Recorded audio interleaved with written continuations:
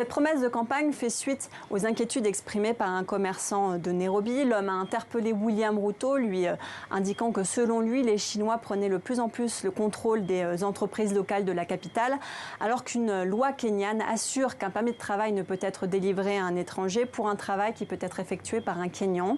L'actuel vice-président lui a donc répondu en disant, je cite, « Ne vous inquiétez pas pour ces étrangers engagés dans ces activités, nous avons assez d'avions pour pouvoir les expulser ».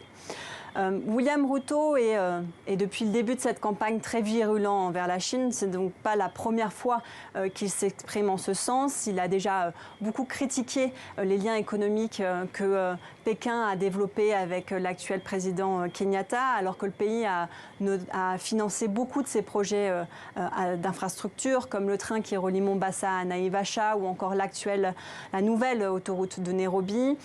Ces investissements ont entraîné l'arrivée de beaucoup de travailleurs chinois qui n'est pas toujours très bien perçu ici par les Kenyans.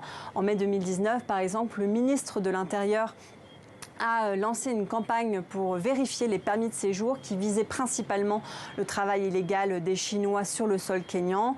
On peut donc supposer que cette annonce est plutôt populiste alors que William Ruto est en baisse dans les derniers sondages face à son rival Raila Odinga.